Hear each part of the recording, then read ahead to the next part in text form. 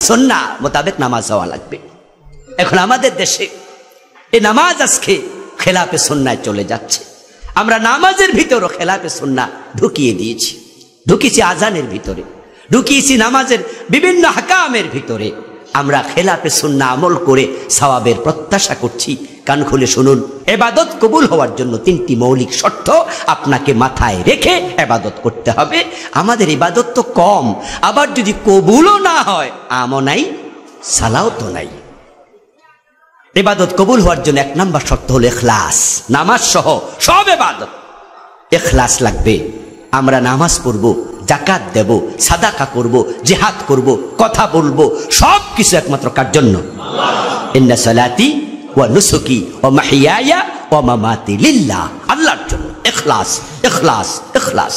কে কি বলল, কে কি শুনলো, কে কি বলল না, সেদিকে তাকানো যাবে না।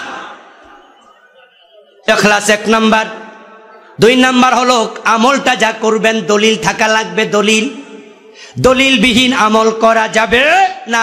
বাবা করছে, দাদা করছে, আমিও করছি, এটার নাম ইসলামী দিন নয়, ইসলামী জিন্দেগি নয়। কোরআন সুন্নাহ যা নাই সেটা আমল হতে পারে না।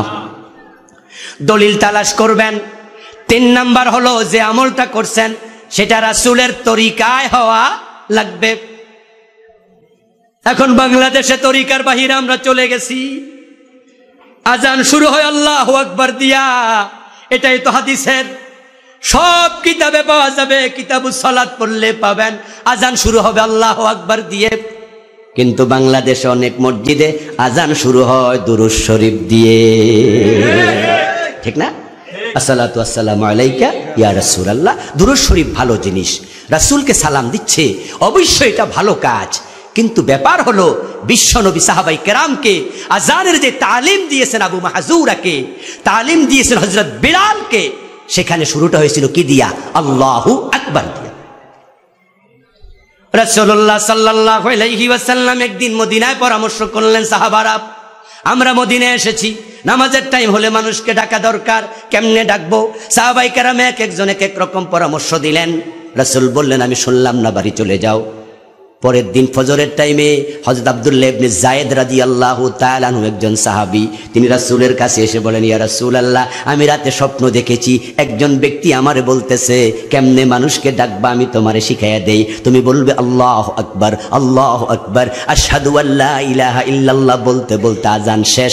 বিশ্বনবী শুনে বললেন কমিয়া বেলাল ফানাদি বিসসালাহ, বেলাল দাঁড়ায়া যাও, তার স্বপ্নটা ঠিক আছে, আমি সাপোর্ট করলাম, আজান দিয়া দাও। সুবহানাল্লাহ। আজান শুরু হয়ে গেল। হযরত ওমর বাড়িতে ঘুমাচ্ছেন, ফজরের টাইম, আজানের আওয়াজ কানে গেছে, নিজের গায়ের চাদরটা টানতে টানতে দৌড় মারছে। মসজিদে নববীতে এসে বলে ইয়া রাসূলুল্লাহ, রাতের বেলায় ঘুমাইয়া তো স্বপ্নটা আমিও দেখছি। রাসূলুল্লাহ বলেন তাহলে আব্দুল্লাহ ইবনে যায়েদের স্বপ্নটা আরো শক্ত হলো, ফাযালিকা আসবাত। ঠিক আছে, আজান শুরু হয়ে গেল আল্লাহু আকবার দিয়া। এখন আপনারা কেউ কেউ শুরু করলেন দুরূদ শরীফ দিয়া। আপনি বলবেন হুজুর অসুবিধা কি? আমি বলবো দোস্ত, ইসলামে যেই কোনো কাজ করতে হলে রাসূলের তরিকার বাহিরে যাওয়া যাবে না। দুরূদ শরীফ ভালো জিনিস, তুমি পড়বে বটে, কিন্তু যখন আমরা ফরজ নামাজ পড়ি 4 রাকাত, 2 রাকাত পড়ার পর তাহিয়াতু শেষ করে দুরূদ শরীফ পড়িনি। কথা বলুন। যদি কেউ বলে আমি পড়ব, তাহলে হানাফি মাযহাবের ফতোয়া হলো তোমাকে সাউ সেজদা দিতে হবে। দুরূদ ভালো জিনিস, কিন্তু এখানে রাসূল শিখায় নাই, এখানে পড়া যাবে না। আমরা আজান দিয়ে তারপরে নামাজ শুরু করব।